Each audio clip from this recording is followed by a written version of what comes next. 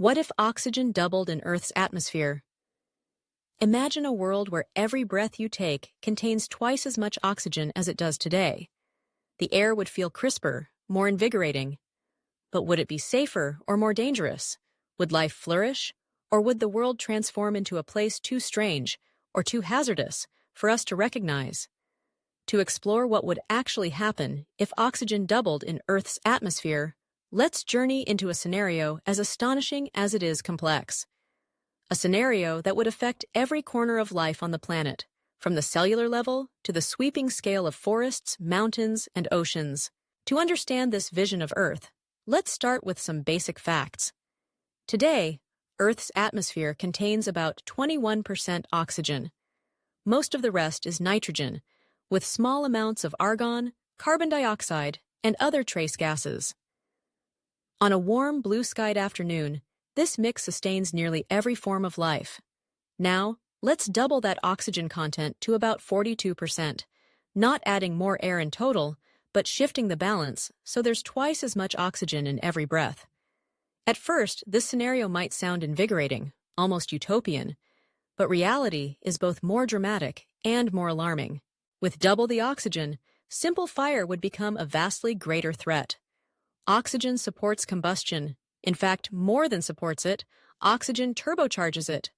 Forests, once lush and green, could suffer devastating wildfires, sparked by the smallest flames or the gentlest bolt of lightning, rampaging hundreds or even thousands of kilometers with terrifying speed.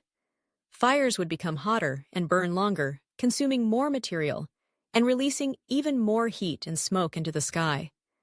The simplest act of lighting a candle indoors could become perilous, as flames dance higher with twice the vigor, and household fires could spread in an instant. Emergency services would find themselves outmatched by infernos unlike any from our age. Outside, lightning storms would spell greater trouble. A single strike could ignite entire landscapes. Even natural lightning-sparked wildfires, already a normal part of many ecosystems, might transform from rejuvenating blazes into catastrophic events, incinerating ancient forests in hours where once it took days or weeks. Places currently considered safe from wildfires, humid jungles, wetland forests, even many temperate woodlands, could become tinderboxes. The molecular basis for this transformation is straightforward. The more oxygen present, the lower the ignition temperature of combustible materials, and the more violently they can burn. Every spark becomes more dangerous, every managed flame more difficult to contain. Humans would notice effects immediately. The air would feel cooler with a higher evaporation rate. But what about our breath? Breathing pure oxygen at normal atmospheric pressure, even for a few hours, can actually damage the human body. Lungs are adapted to Earth's 21% oxygen and cannot safely tolerate levels much above 50% for extended periods. Oxygen toxicity becomes a real concern. In our story, though, we're not dealing with pure oxygen, but still significantly higher than normal, at 42%. So what changes? Our organs are tuned by millions of years of evolution to balance oxygen with carbon dioxide and nitrogen. Suddenly exposed to twice as much oxygen, our bodies would absorb more with every single breath. Athletes, mountain climbers, and ordinary people would feel an initial surge, greater endurance, less fatigue, less breathlessness at altitude. Healing from injury might accelerate. Cells use oxygen as part of the process of tissue regeneration and fighting infection. Indeed, this is the principle behind hyperbaric oxygen therapy, a medical treatment where patients breathe pure oxygen in a pressurized room to assist healing. Yet this boon comes at a price. Over time, our bodies would be exposed to vastly more free radicals, oxygen molecules that react with our cells, damaging membranes, DNA, and proteins.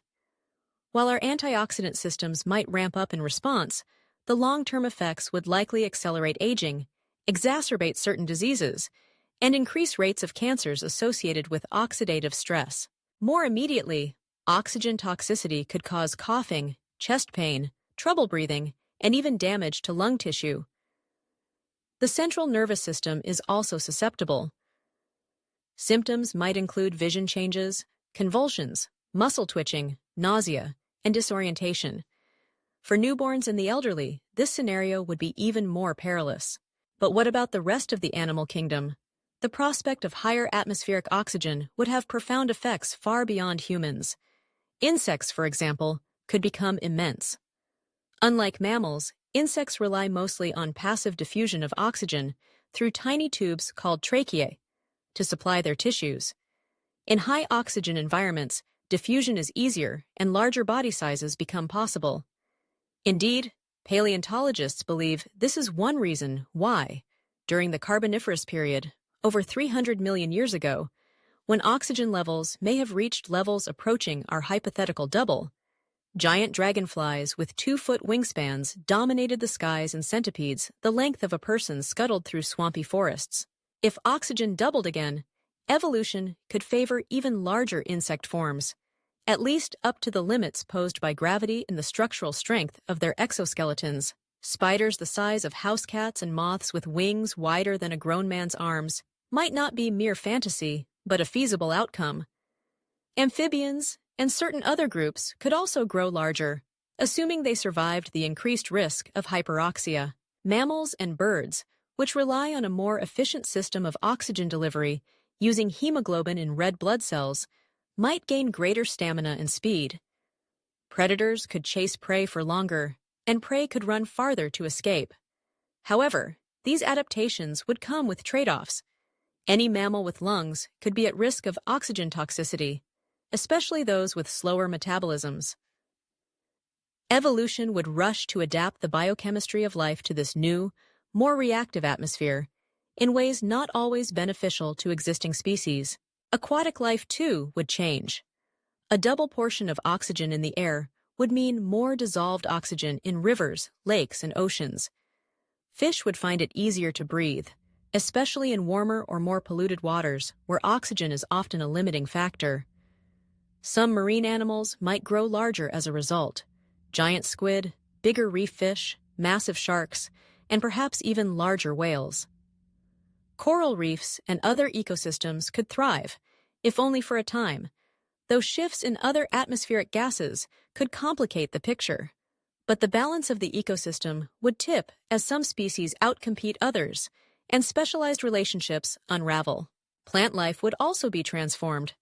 Despite common intuitions, plants don't use oxygen for photosynthesis. They absorb carbon dioxide and release oxygen as a byproduct. Yet plants do use oxygen in cellular respiration, just like animals. Normally, plants manage this exposure with finely tuned mechanisms. But with double the oxygen, the risk rises that photosynthetic processes might become less efficient. Photorespiration, a process that effectively wastes energy in higher oxygen environments, could increase, reducing the productivity of many crops and slowing their growth, unless they adapted through evolutionary or genetic changes. But higher oxygen would likely spur more intense and more frequent fires. These blazes would, in turn, clear away forests, grasslands, and biomass more quickly than they could grow back, fundamentally altering entire landscapes. The type of vegetation that thrives on fire, grasses, certain shrubs, fast-sprouting pioneer trees, might come to dominate over slower-growing, less fire-resistant plants. Forests as we know them today might retreat, replaced by vast fire-scoured plains, and the frequency of wildfires could reshape habitats and threaten animal life adapted to the old regime. Then, there's the matter of the ozone layer. Ozone, or O3, is a molecule made of 3 oxygen atoms and forms high in the atmosphere, where it helps shield the surface from harmful ultraviolet, UV, radiation from the sun. If ordinary oxygen doubled, the balance of ozone creation might shift, either increasing or decreasing depending on the complex interaction of sunlight, atmospheric chemistry, and pollution. A stronger ozone layer could mean less cancer-causing UV radiation hits the surface. A thinner one could mean the opposite. The delicate environmental balance could be pushed in unpredictable directions. All these changes would result in a fire age or a new kind of evolutionary bottleneck, where only the most adaptable or the luckiest would survive. The appearance of the world would shift. Blue skies might look slightly different, as the way light scatters would be altered by the heavier air. Even sound would move faster through the denser atmosphere, subtly changing the feel of every environment. Bird songs and crickets' chirps would be perceived at slightly different pitches, and the world's sonic landscape might seem subtly unfamiliar. Climate could be affected as well. Oxygen, on its own, does not trap heat the way greenhouse gases like carbon dioxide or methane do, but indirect effects abound. Larger fires would dump more carbon into the atmosphere. Scientists might see more rapid swings between warm and cool periods as burnt forests fail to capture and store carbon, or as grasslands replace woodlands. With new plant and animal populations, water cycles, and albedo, the reflectivity of Earth's surface could change, impacting regional and global temperatures. As fires sweep grasslands and forests, vast plumes of smoke would circle the globe, affecting air quality. Illnesses from inhaling particulate matter would rise, and survivors would adapt in ways that are hard to predict. As the world is paradoxically both flushed with new, oxygen-rich air and choked by the smoke of constant fires, every breath becomes fraught. Returning to humanity, our technology would face new challenges.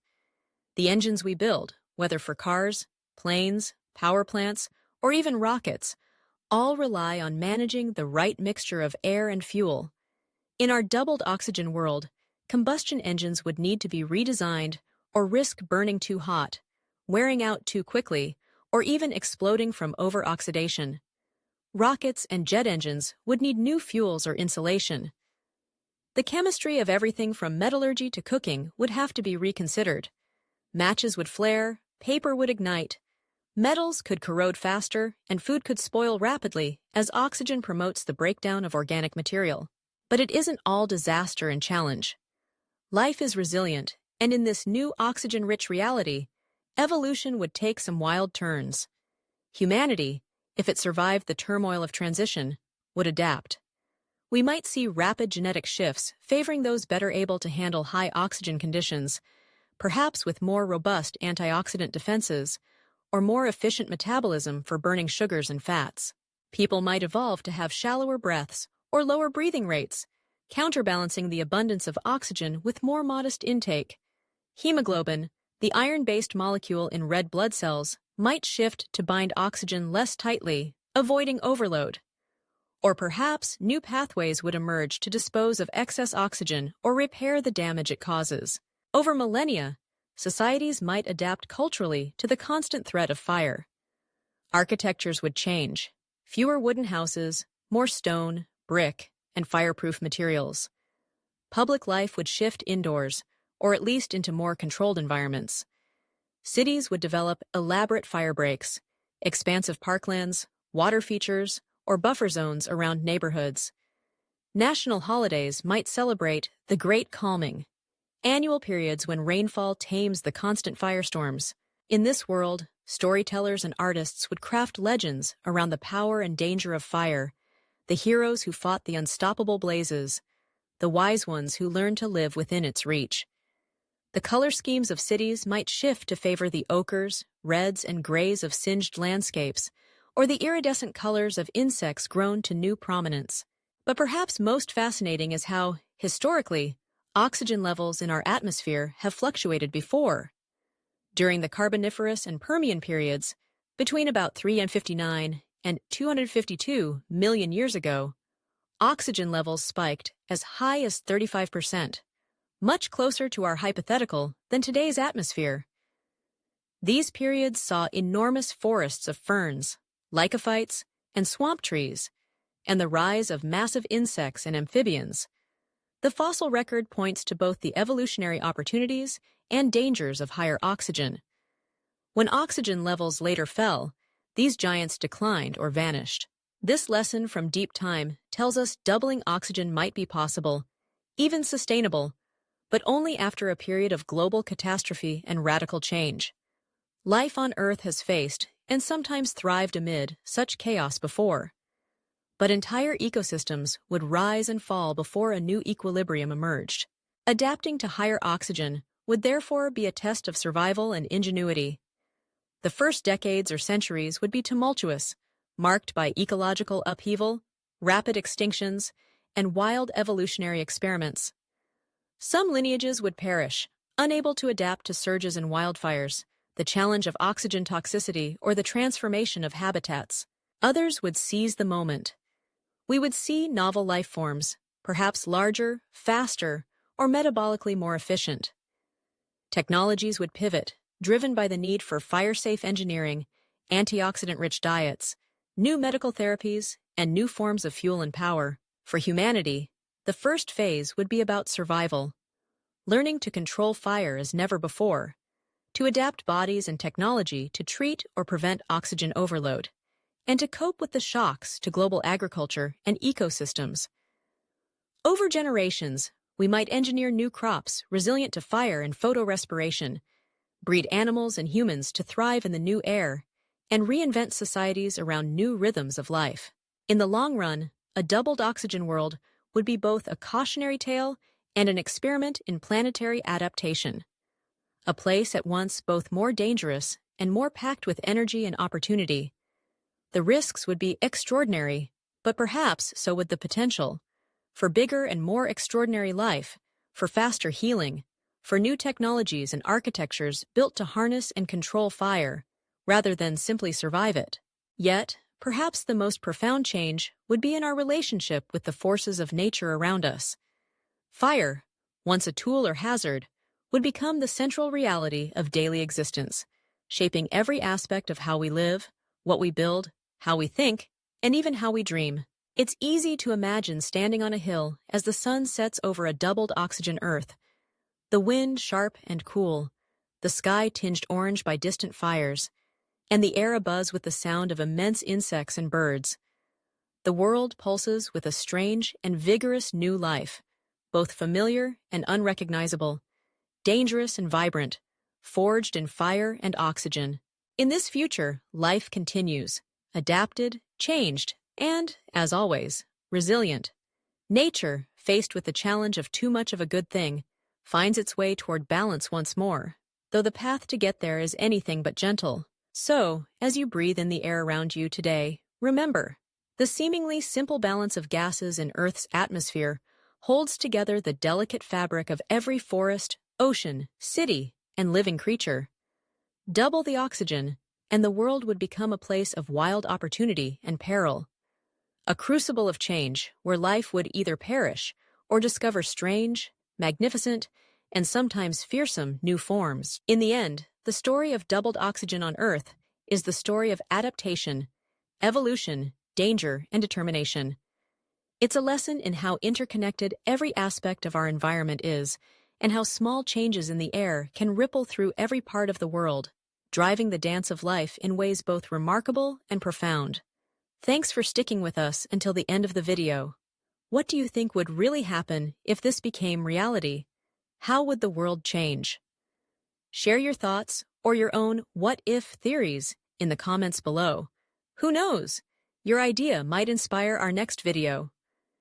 If you found this interesting, don't forget to like, share, and subscribe to keep exploring the wildest possibilities with us. See you in the next unexpected what-if adventure.